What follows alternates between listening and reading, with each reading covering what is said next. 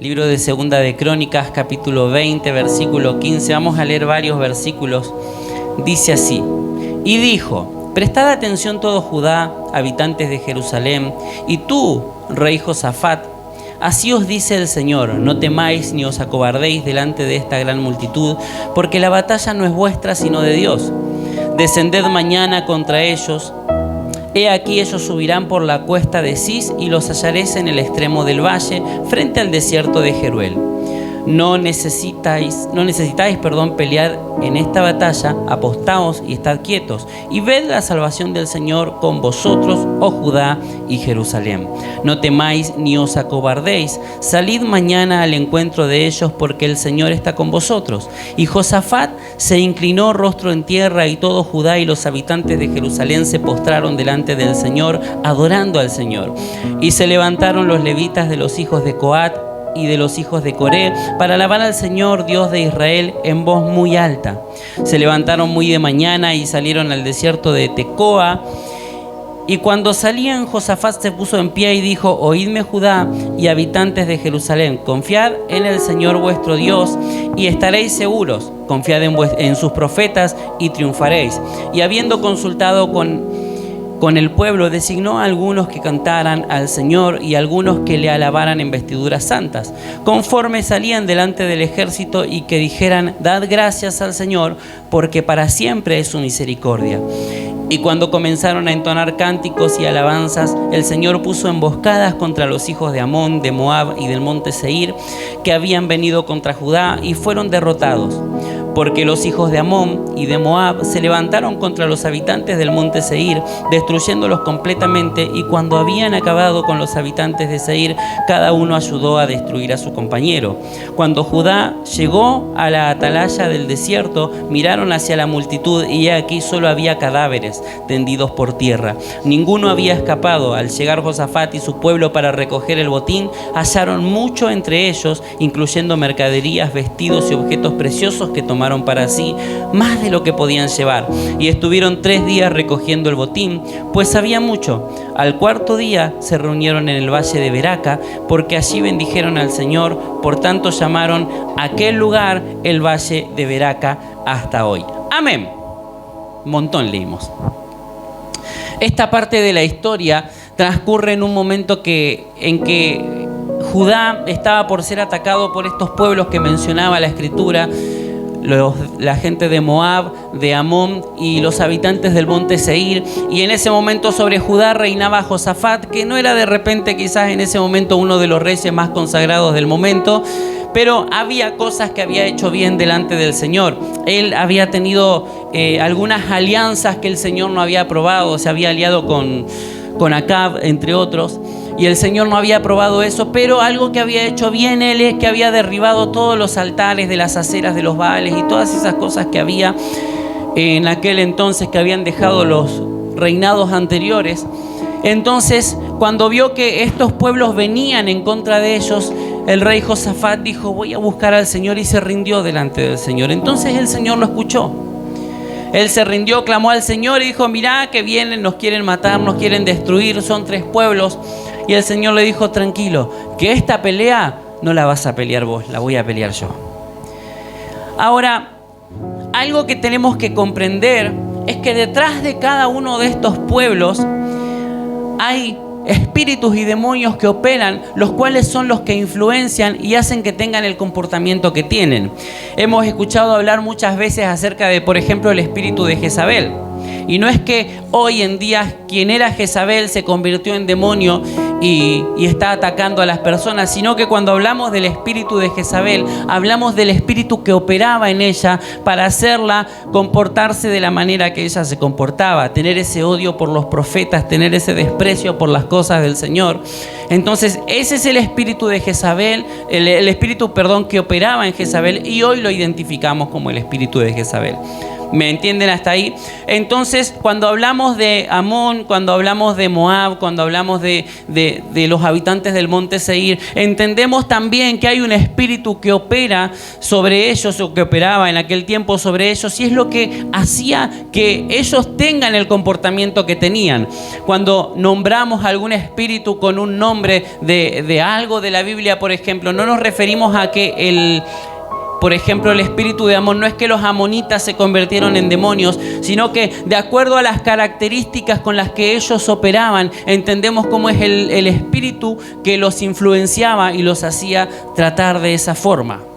¿Me van siguiendo hasta ahí? ¿Vamos bien? Entonces, cada uno de estos pueblos tiene una representación espiritual, ya que detrás de ellos había demonios que operaban. El libro de Jeremías, capítulo 48, versículo 11, habla del pueblo de Moab y dice lo siguiente, dice: reposado ha estado Moab desde su juventud, ha estado tranquilo sobre su sedimento, no ha sido vaciado de vasija en vasija. En otra versión dice no ha sido trasegado, pero acá dice no ha sido vaciado de vasija en vasija, ni ha ido al destierro. Por eso retiene su sabor y su aroma no ha cambiado. ¿Qué tiene que ver esto?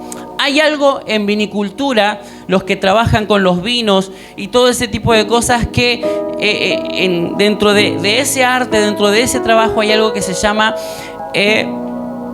trasiego, que consiste en pasar del vino que está en una vasija, que recién comenzó en ese proceso de fermentación, consiste en pasarlo de una vasija a otro para que las partes sólidas que quedan en el fondo no sigan estando dentro de ese vino. ¿Por qué? Porque esas partes sólidas que están en el fondo consumen oxígeno y se llevan el sabor del vino.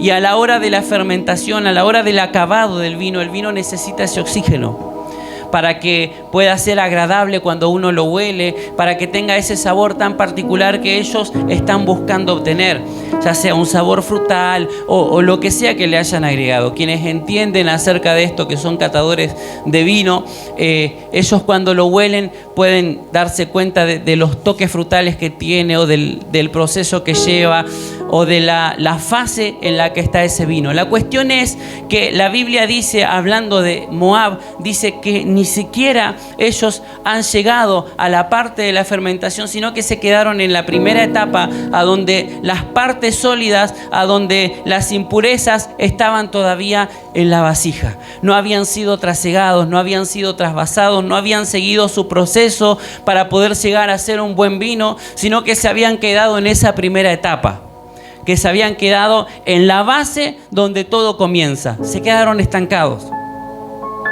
Se quedaron en un estancamiento. Ahora bien, la Biblia nos dice, el pastor Roberto hace unas semanas atrás hablaba acerca de esto. La Biblia dice que no se puede echar vino nuevo en odres viejos, ¿verdad?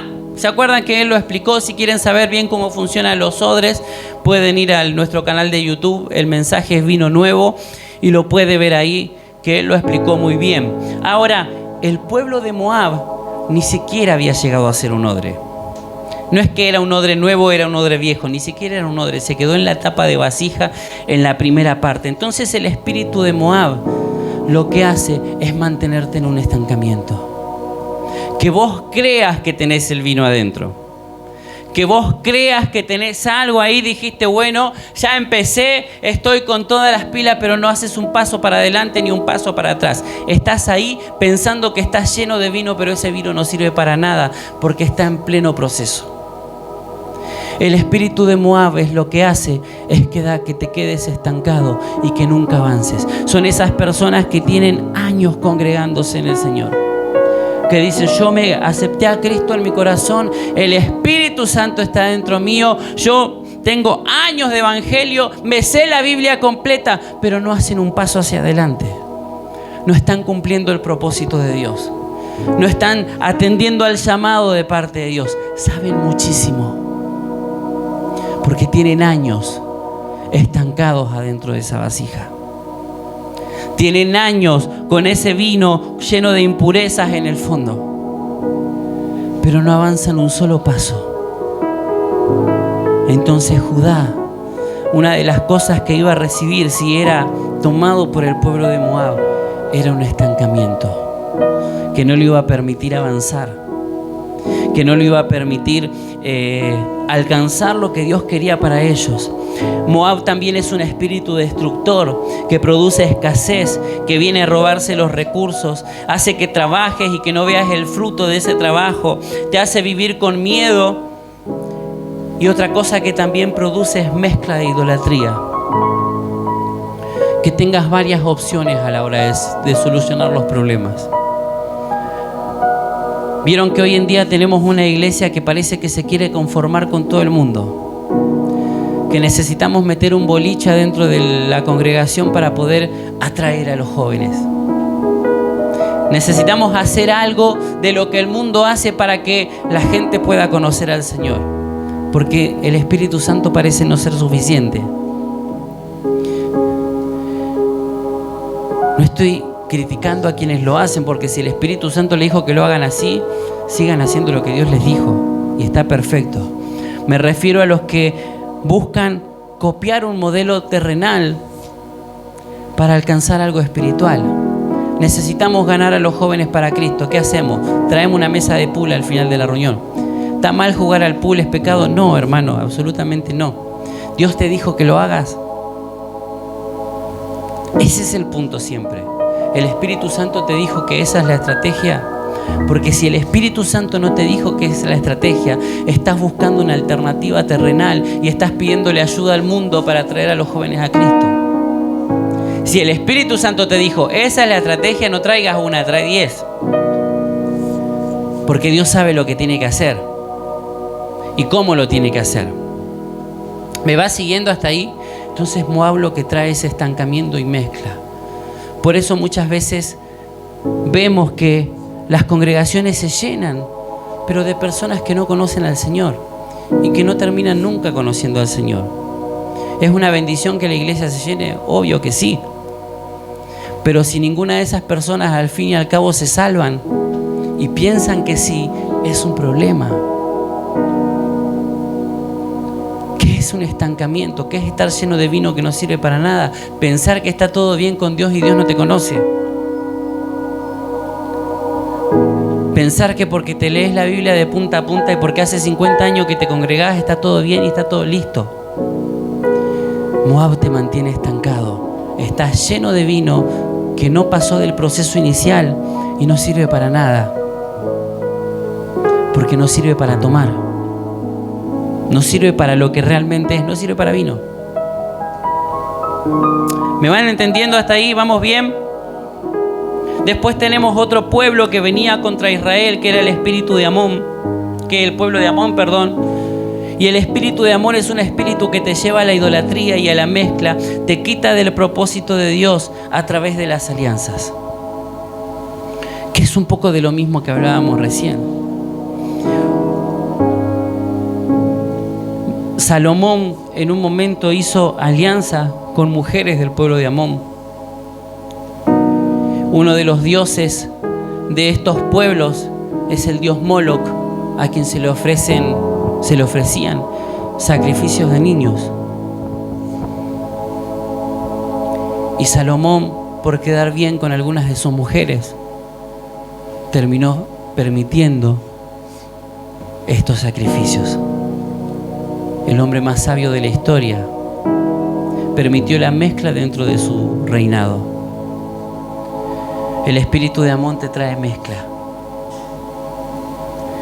El espíritu de Amón hace que vos ofrezcas tu vida en diferentes altares y que no te des cuenta y que te parezca bien. El espíritu de Amón hace que las cosas de Dios no sean tan importantes. El espíritu de Amón hace que muchas otras cosas sean más importantes que venir a pasar tiempo con el Señor. Que muchas cosas generen distracción. Hoy escuchábamos una palabra con mi esposa de algo que es una gran verdad y que tiene que ver con nuestro centro de placer en nuestra vida. ¿Qué es lo que nos genera placer? David decía: Señor, me deleito en tus estatutos. Me deleito en tus mandamientos. ¿Quién se puede deleitar en una ley? ¿Quién puede disfrutar de que lo manden a hacer cosas? ¿Cuántos conocen los 10 mandamientos? Y los leen y los disfrutan y dicen, ¡ay, qué lindo esto! Pero ¿verdad que verdad que no tenemos esa reacción, no? Pero David decía, yo me deleito en tus mandamientos. Él disfrutaba que el Señor tome el gobierno. Y no te estoy diciendo hoy que disfrutes de las leyes, pero ¿cuánto disfrutamos de poder instruirnos de la palabra del Señor? ¿Cuánto nos deleitamos de poder tener tiempo en oración? ¿Verdad que muchas veces decimos, bueno, tengo que orar y ya te agarra sueño, te agarra pesadez y cosas que tenés que hacer? Y decís, bueno, ahora termino de hacer esto y me pongo a orar, y eso ya llevó a que hagas otra cosa más y otra cosa más. Y uno muchas veces no tiene ese deleite en la búsqueda del Señor. Y el problema está en dónde está nuestra fuente de placer, nuestro centro de placer. ¿Por qué el Señor no está siendo nuestro deleite? ¿Por qué el Señor por qué no nos podemos gozar y disfrutar de decir, voy a estar un tiempo con el Señor? Porque no tenemos la conciencia realmente de que Él esté ahí. Porque no siempre sentimos esa presencia o ese cosquilleo cuando nos arrodillamos a orar. Entonces muchas veces pensamos que Él no está ahí. Pero necesitamos buscar de su Espíritu para que nuestro centro de placer pueda ser Él. Porque cuando Él es nuestro centro de placer, yo puedo poner mi vista en todo lo que Él quiere hacer. ¿Sabes qué, hermano? No te hace más santo venir a todos los cultos. No te hace más santo venir todos los domingos o todos los miércoles, viernes y todas las reuniones que haya. No te va a hacer más santo. Ni te va a hacer, como decíamos antes, más espiritual. Que no es correcto, porque en realidad todos tenemos la misma cantidad de espíritu.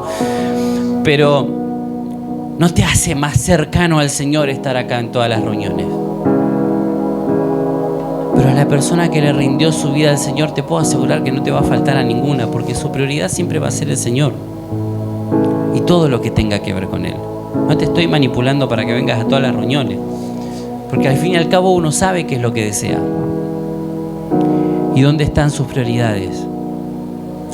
Más allá de que existen obligaciones, trabajos y diferentes cosas que impiden que podamos estar los días de semana, a veces. Pero si no existe un impedimento, pero tampoco existe un deseo, entonces hay cosas que yo necesito rever. Yo necesito preguntarme, ¿por qué no deseo orar? Yo necesito preguntarme, ¿por qué no me gusta cantarle al Señor? ¿Por qué no puedo disfrutar de la alabanza? Necesito preguntármelo, porque no es normal. Aparte de este espíritu, tenemos a los habitantes del monte Seir, que los habitantes del monte Seir eran los edomitas, eran los del pueblo de Edom. Edom eran los descendientes de Esaú. Edom significa rojo. Creen algunos estudiadores que el nombre es por el pelo rojizo de Esaú, y él era el que gobernaba. Cuando Jacob tiene su encuentro, después de que viene con su familia y con todo su ganado y con todo, y tiene su encuentro con Esaú, dice la Biblia que él se inclinó 7 veces delante de Esaú. Eso era un saludo hacia un rey. No es que simplemente se quiso inclinar, sino que eso se hacía cuando vos te presentabas delante de un rey. Y en ese momento entienden los estudiadores que Esaú ya había como fundado el reinado de Edom. Él también tuvo muchísima descendencia. Al margen de esto, este espíritu, el espíritu que está detrás de Edom, el espíritu de Edom, hay algo que manifiesta y que lo caracteriza mucho, y es que cambia lo importante por lo urgente. Si recordamos la historia de Esaú, podemos ver que él decidió vender su primogenitura porque tenía muchísima hambre. ¿Qué era lo importante? La bendición del primogénito. ¿Qué era lo urgente? Que él tenía muchísima hambre. Entonces decidió cambiar lo importante por lo urgente. Y el problema con lo urgente es que es temporal. El problema con lo urgente es que es una sensación momentánea. Y lo importante es eterno. El espíritu de Edom siempre te va a hacer mirar hacia el costado y decir, esto es más urgente ahora. Decime si no te pasó alguna vez, o decite para vos mismo, no me contestes. Si no dijiste, no pasa nada si falta una reunión, porque hoy tengo ganas de hacer otra cosa. ¿Está mal? No, hermano, no está mal. No es el punto que esté mal. No pasa nada si faltas a una reunión. No es que va a venir Cristo y Cristo pasa solamente por las congregaciones. Y si estabas en tu casa te quedaste. No, funciona así. Antes nos decían que era así, pero no es así. Si venía un día que no era de culto, estábamos todos en el horno entonces. Estábamos todos en casa. Pero muchas veces el punto es, ¿qué es lo que te lleva a pensar que hay otra alternativa? Que hay algo mejor que lo de Dios. ¿Qué es lo que te lleva a pensar que esto no es tan importante? Que estar en este lugar o en la congregación que deseas estar, ¿qué te hace pensar que no es tan importante? ¿Qué te hace decidir que es mejor quedarse en casa? No es para que te sientas culpable porque hoy estás. El día está feo, está lindo para estar mirando una película con torta frita. No. Está lindo para estar acá. Casi caen, ¿eh? Pero ustedes que están en su casa. ¿Pero qué te hace sentir que no pasa nada si no venís? No sé si me entienden la cuestión en esta noche. No pasa nada si faltas a una reunión. Nadie te va a acusar porque faltes a una reunión. Pero ¿qué es lo que te lleva a pensar que lo otro quizás es más importante? Que si falto o no falto es como que después miro la prédica por YouTube. Y lo que el Espíritu Santo quiere hacer, la presencia preciosa del Señor de hace un rato y todo lo que Dios quiere hacer, eso es importante. Poder ser entrenados, poder ser guiados, poder ser formados. Hoy si te quedás con lo que Dios te dijo al principio, sabes que no te detiene nada, absolutamente nada más. No son palabras motivacionales, es algo que Dios estaba diciendo. Dios estaba diciendo hoy que no hay nada que te pueda detener y que no hay nada que te vaya a detener. Esa palabra necesitas llevártela, porque eso puede cambiar el rumbo de tu vida a partir de hoy. No fue una motivación, no fue un momento emocional. Puede determinar lo que hagas con tu vida de hoy en adelante, porque Dios puso un decreto sobre nosotros y es que no hay nada que nos vaya a detener, porque Él está. No fue para motivarte ni para que te sientas bien. Sabe Dios que no hago esas cosas. Pero Dios marcó un camino. Si vos te tomás de eso hoy, tu vida hoy cambia. Es así de sencillo. Pero necesitas tomarte de ahí. Ahora, el problema con el espíritu de Edom es que te dice, eso no es tan importante. Vamos por lo urgente. ¿Qué necesito hoy?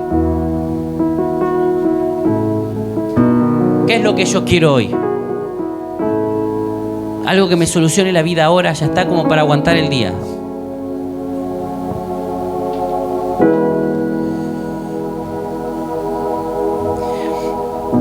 Ahora, estos espíritus lo que hacen es que buscan quitar la alabanza de tu boca para que no veas a Dios en medio de tus problemas. Por eso la única forma de vencerlos es a través de la alabanza. ¿Sabe que el pueblo que estaban atacando es Judá? Amón, Moab y los edomitas o los habitantes del monte Seir estaban atacando a Judá. El Salmo 76 dice que Dios es conocido en Judá. La palabra Judá significa alabanza. Quiere decir que Dios es conocido en la alabanza. ¿Necesitas conocer al Señor? Necesitas alabar a Dios. porque es en ese lugar a donde conocemos al Señor, en medio de la alabanza, porque Él está donde lo alaban. Él habita en medio de la alabanza de su pueblo.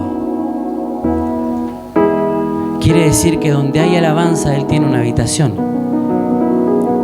Donde hay alabanza, Él está.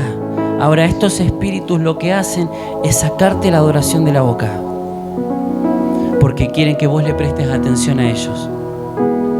Quieres que te enfoques en eso, en que te estanques. Quieren que estés en escasez. Quieren que tengas mezcla en tu corazón. Entonces vos no estás enfocándote en alabar. La única forma de vencerlos es a través de la alabanza. Por eso Dios le dijo a Josafat: esta pelea no la vas a hacer vos, esta pelea la voy a pelear yo. Y apostó a todo el pueblo a que alaben al Señor. Y en medio de esa alabanza hubo confusión entre los enemigos y se mataron entre ellos. Primero Moab y Amón destruyeron a los del monte Seir y luego se mataron entre ellos. Y dice la Biblia que ellos fueron luego al lugar a donde había sido la pelea, y lo único que encontraron cadáveres, y aparte de los cadáveres encontraron un botín enorme que no lo podían cargar. Había oro, plata, de todas las cosas. Por eso llamaron a ese lugar Beraca. Beraca significa bendición. Ese lugar fue un lugar de bendición, pero todo ese botín que se llevaron fue a través de la alabanza. Entonces, si estás en una temporada a donde las cosas no están saliendo, a donde las cosas no están funcionando, a veces tenemos el diablo automático, hermano. Reprendemos al diablo por cualquier cosa y ni siquiera le preguntamos al Señor qué es lo que está pasando. Nos dijeron que todo era reprender al diablo, y a veces el diablo ni anda en la vuelta ahí. Si hay cosas que te mantienen estancado, si hay cosas que no te están permitiendo avanzar, si hay cosas que están trayendo escasez a tu vida y estás haciendo lo que es justo delante del Señor, pero así todo estás viendo un estancamiento en tu vida, necesitas adorar. Necesitas generar en tu hogar, en tu vida, un altar de adoración. ¿Sabe que hay una canción que dice que nosotros somos un altar? Y eso no es una realidad. Nosotros no somos el altar. El altar se ofrece a donde nosotros adoramos. Nosotros somos la ofrenda en el altar. Por eso dice la Biblia que nos ofrecemos como sacrificio vivo. No somos el altar, somos la ofrenda. El altar está donde nosotros decidamos rendir esa adoración. Por eso decimos a veces que este lugar es un altar, porque es el lugar a donde decidimos rendir la adoración. No es que la plataforma sea el lugar santísimo, ni mucho menos, sino que es el lugar a donde le rendimos adoración al Señor. Así que mi amado, mi amada, si hay cosas que no están funcionando hoy, es muy probable que necesites adorar. Es muy probable que lo que esté faltando en nuestra vida es la adoración. Dios nos está llamando en esta temporada a adorarle a Él, a generar altares de adoración en nuestra vida. Y Él se va a encargar de pelear todo lo que... Por eso el mensaje de hoy se llama: no pelees, adora. Hay cosas que no las tenés que pelear, hay cosas que no tenés que hacerlas en tu fuerza. Hay cosas que no las tenés que empujar, ni forzar, ni nada. Solamente tenés que adorar y el Señor pelea la batalla. Por eso nos decía hoy que no hay nada que nos vaya a detener, pero necesitamos adorar. Por eso Dios decía: nada te va a detener, todo está vencido en la cruz. Vos necesitas adorar, porque cuando vos adorás, matás tu orgullo. Ya no cambiás lo importante por lo urgente, porque lo importante es adorar. Lo urgente quizás es lo que yo quiero, pero cuando yo me enfoco en lo importante, cuando me enfoco en lo que realmente vale, cuando me enfoco en lo que realmente tengo que hacer, todo lo demás alrededor se acomoda. Pero necesito adorar al Señor, necesito poner mi vida en un enfoque de adoración. La adoración tiene que ser ese lenguaje de todos los días. No es cantarle una canción al Señor, es que mi vida lo adore. Que todo lo que yo haga tenga que ver con adoración al Señor. Que mi vida entera se rinda, mi conducta se rinda delante del Señor. Cuando yo hago la voluntad del Señor, lo estoy adorando también. Cuando yo me comporto como Él quiere que me comporte, lo estoy adorando también. Cuando mi forma de hablar es la forma que Él quiere que yo hable, lo estoy adorando también. Porque si Él me está diciendo que yo tengo que hablar victoria y yo estoy hablando derrota, eso no es adoración. Eso es pisotear lo que Dios me está diciendo. Si vos salís de este lugar diciendo no doy más, no sirvo para nada, no entendiste lo que Dios te dijo al principio y estás pisoteando sus palabras. Adorar al Señor es salir de este lugar y decir nada me va a detener, porque Dios dijo que nada me va a detener. Eso también es adoración. Eso también es alabanza. Yo me tengo que parar en esa adoración y pararme en medio de esa alabanza para que Dios pueda vencer todo lo que tenga que vencer. Que Él ya venció, en realidad la Biblia dice que Él venció todo en la cruz del Calvario. Pero esa victoria se tiene que manifestar y lo va a hacer a través de la alabanza. Amén. ¿Cuántos le dan gloria al Señor? Ponete de pie en esta noche.